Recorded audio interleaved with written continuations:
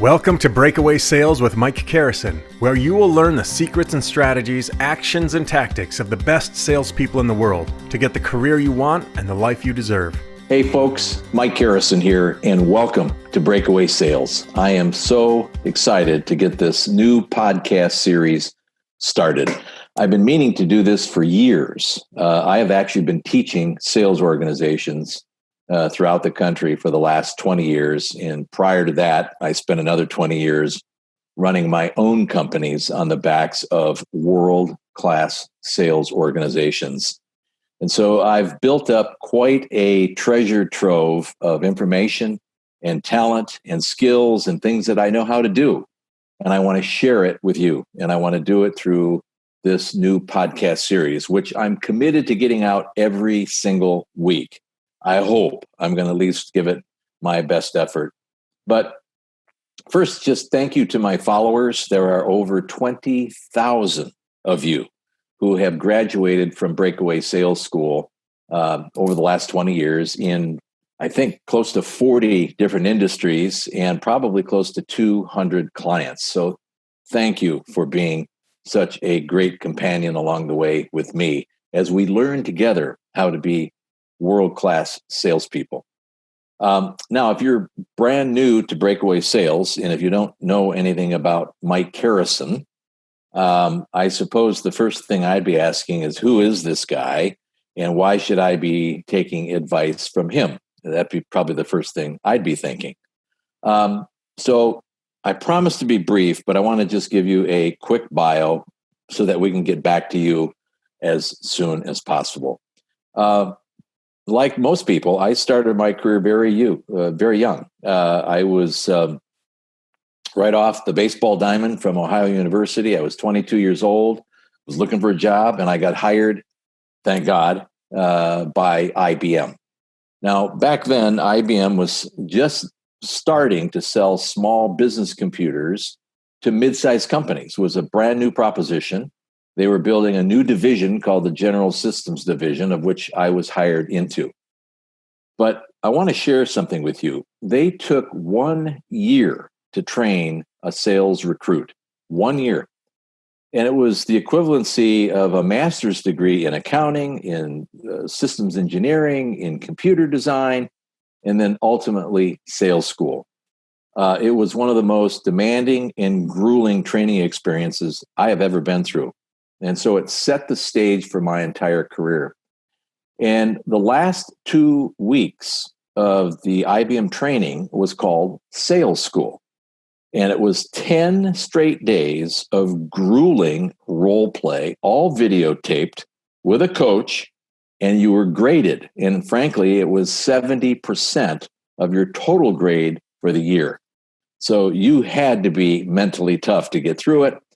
And you had to be on your game. But the thing was, it prepared us to the point where we couldn't wait to get to the field. In fact, selling in the field felt simple and liberating and easy after what we had been through. But it painted a picture for me of how important it is to not only train the skills required to be effective in selling, but also to maintain them over the long haul. And that's why IBM invested 1 year in a sales recruit. I think they spent more, quite frankly, twice as much on the training itself than they did on our actual salaries in those days. So that stuck with me. And I knew that later on in my own businesses, and I had 3, that it was true that nothing did happen till something was sold. And the heart of any company, I believe, truly beats in the chest of its sales organization. That's not to say that salespeople are better than others. That's not what I mean at all. In fact, there's a team in any company that makes things happen for a customer. I'm simply saying that sales are really, really important. And it pains me to see many of my customers over the years, and this is how it starts, it pains me to see them tolerating non-performance. So let me take you through that for a minute. I mean, when I enter a new company, and I work with them for the first time, I do a very deep discovery. I want to know their product lines, where they fit in the marketplace. What is their marketplace? Who are their customers? What are the trends within the industry? Who's their competition? What are their naming conventions that they use on a day-to-day basis? I want to become an insider as fast as I can so that I can tailor my messages to their specific industry to make it really relevant for them. And that's probably why Breakaway Sales has been so successful over the years, because I really become a partner with a client. Now, here's what I see when I go in. I want you to picture a triangle. Picture a triangle. And at the bottom of that triangle is what I call the pack. This is the sales force, the pack. And let's just say that you've got 40 sales professionals in a $50 million company. Might be a typical example. Now, within the pack, here's what I always see. I see some that are teetering, 60 to 70% of quota. Some months they might get close, but they kind of fall back again, and they're kind of rusty and just having problems, just struggling. And sometimes I wonder if they chose the right career, or maybe they just were never developed. They're never given the tools in order to be successful. I had to find out. Then there was the 100%er, the one that's making their numbers. And they're like, whew, wow, I made it another month. Thank goodness. Okay. And they're putting food on the table and they're feeding their families and they think they're off to a pretty reasonable start. Maybe they are, and that's fine. Then there's the 120%er, which is kind of the fat cats. Wow, I got this figured out. Fine. That's the pack. And out of that 40 sales professionals, you'll probably have 30 to 35 that kind of sit in the pack. Now, the next thing I see is the middle of the triangle. And the middle of the triangle is what I call the gap. And then at the top of the triangle is what I call the breakaway performer. These are the folks that are crushing quota, that are not 120% of quota. They're 3 and 4, in some cases, 500% of quota. They're hitting numbers that no one expected could ever be hit inside of a business. And they're doing it consistently. So when I began my research in my consulting practice, I really wanted to understand this. What is it that the breakaway sales performers, the top 5%, and by the way, you've heard of the 80-20 rule. I think it's more like the 95-5 rule. What are these top 5% performers doing that the pack somehow doesn't understand, doesn't apply, and certainly doesn't do?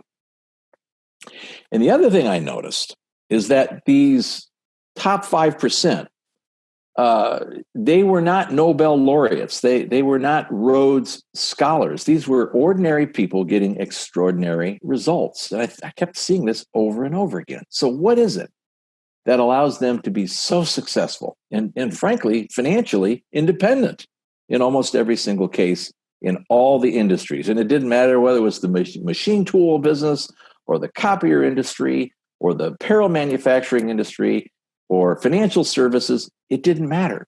The pattern was always the same. I'm talking about people like Tom Otteson from Northwestern Mutual Life, who the average President's Club winner was doing $2 million in life insurance a year. Tom was doing $25 million a year. What's the difference? Or Glenn Arnold, who was a salesman for a corrugated box company. The company was about 40 million in sales. He was doing about 8 million in sales. He went on later to actually buy the company from the owner in later years. And he's still extremely successful, one of the best I've ever seen. But again, I know these two people.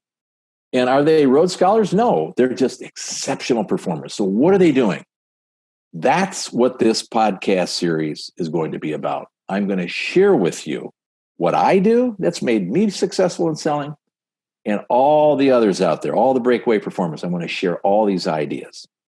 But let's go back to the top of the triangle. What are these individuals at the top doing that are different from the pack? And it comes down to 4 basic principles. I call them the breakaway secrets, and there's 4 of them. Number 1, they all use a structured sales cycle. Now, I'm not talking about a process. That's the series of calls that takes a client or a prospect somewhere. That's not what I'm talking about.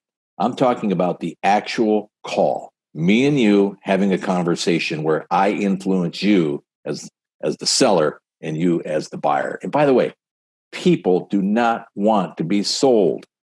They want to buy. In fact, they love to buy, and they will buy when they're excited and motivated, and they understand your pure intention and motive is all about helping them.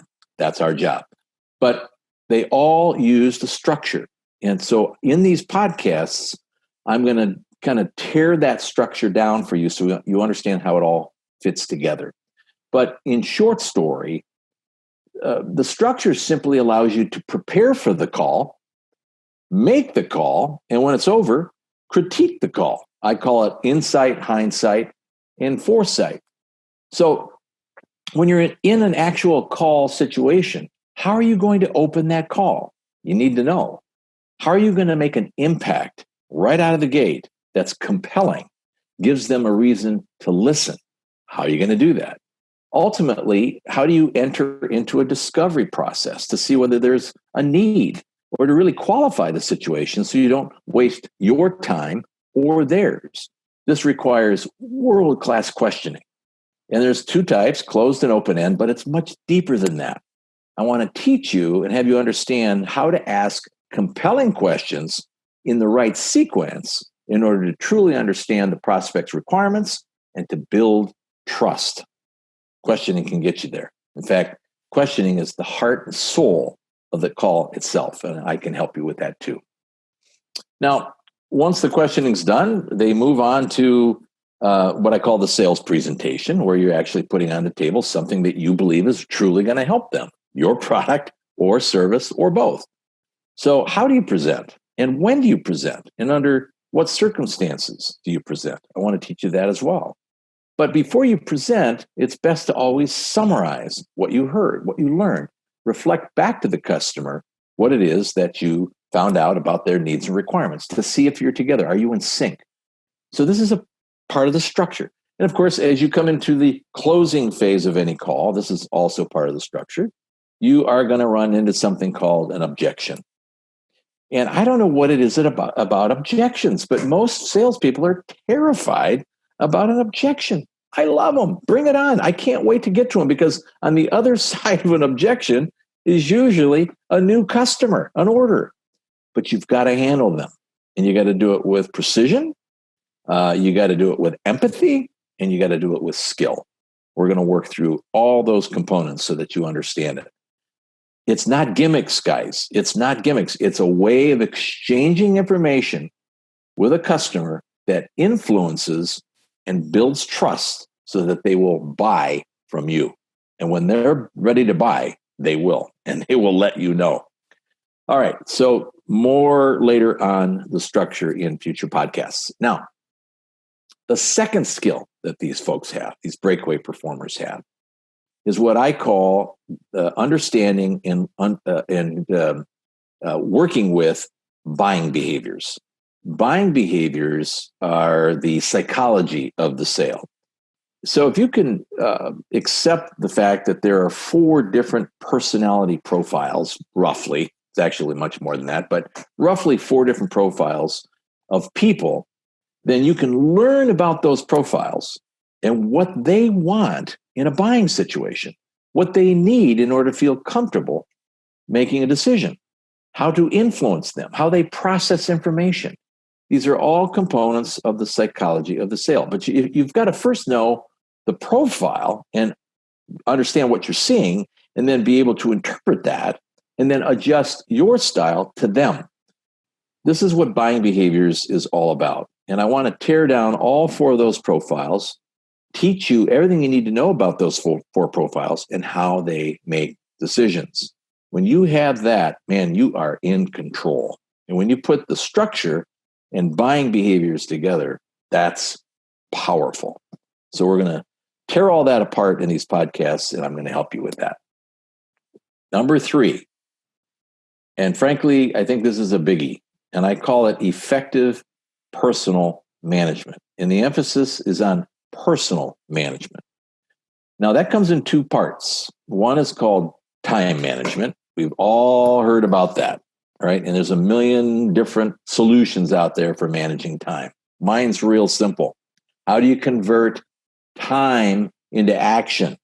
Anchor it to specific, precise goals, and then execute. It's not about managing time. In fact, time really can't be saved at all. It can only be spent.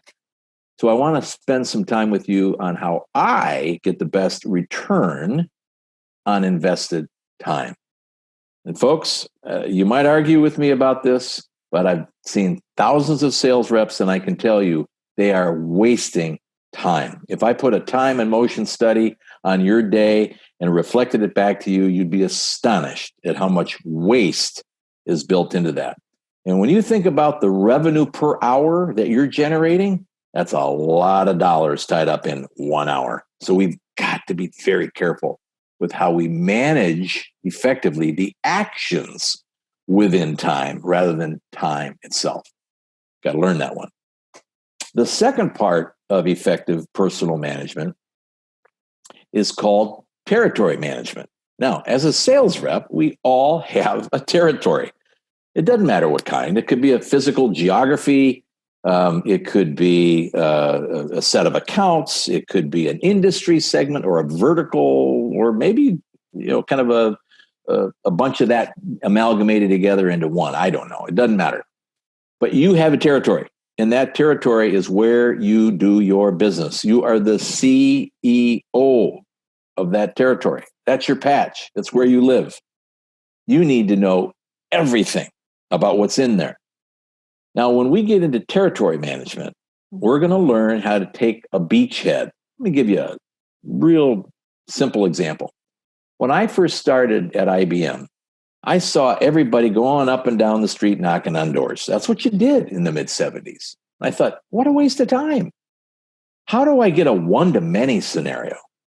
So I actually set up situations where I could establish beachheads of prospects. I drove all through my territory. I saw banks and retail outlets and manufacturing, distribution.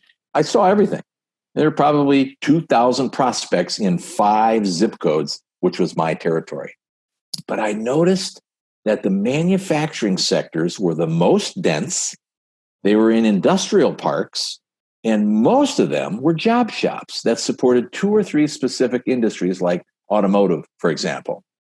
I thought to myself, this is a no-brainer. I'm going to be the chief and take the beachhead for job shops. And I identified close to 200 companies in that little 5 zip code area right around O'Hare Airport in Chicago. And I became the token expert. It took me about a year, but I knew all of them, where they were, how they did business, and what they needed. So when I got there, I had the story. I had the back wheel knowledge of their industry. I knew what their problems were. I spent my time becoming an expert at that, as opposed to a generalist. We'll talk more about how to really analyze the territory so that you can take dead aim at taking beachheads. It's a whole process involved with that. And then, of course, I have what I call the 200% plan. That's part of territory and time management. The 200% plan is just that. If you have an annual quota, the first thing we're going to do is double it. And then we're going to take that doubled number and we're going to reverse engineer that number and bake that into your calendar. Year by year, quarter by quarter, month by month, week by week. That's what it takes. And you'll be astonished that if you maximize that effort, you can actually consistently achieve 200% of quota. You just have to do the work. Okay? So we'll go through that as well throughout our podcast series and talk about that more definitively. So that's effective personal management, number 3. Number 4, and in some ways, this might even be the most important one because it's the support and foundation for everything else. And I call that mental toughness. This is something that can actually be learned and mastered. Now, I'm not talking about banging your football helmet up against a locker to get ready for the big game. I'm not talking about Tony Robbins having us go out and walk on hot coals.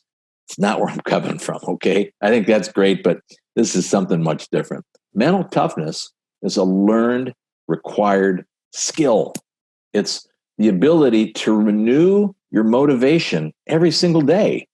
There are days as a sales professional when you get up and you don't want to do this job. You can't string two sentences together. You can't think straight. Things are going on at home. You've got a life. Hey, I get it, but you got 5 calls to make. And you got to be on your game, and you got to be effective, because if you don't put food on the table. I know what that pressure is. I did it my entire life. I ran 3 companies in the IT sector, a hardware company, a software company, and an IT consulting company over a period of 20 years.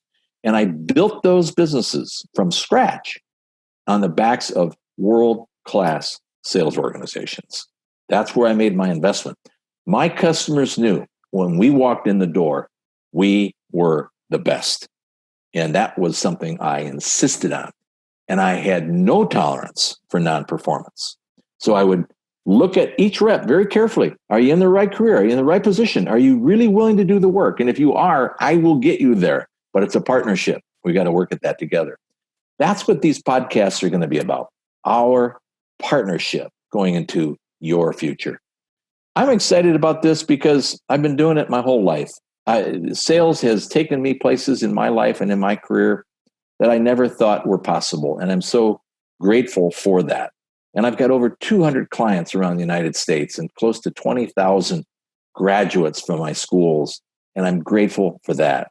So these podcasts are about you, not me. I promise you. And I'm going to share with you all that I can, as fast as I can, in a way that I know will truly help you. Now, if you want to know more about all of this, I want to invite you to go to my website, which is breakawaysalespro.com, breakawaysalespro.com. Everything you want to know about the schools I have, the philosophy I teach.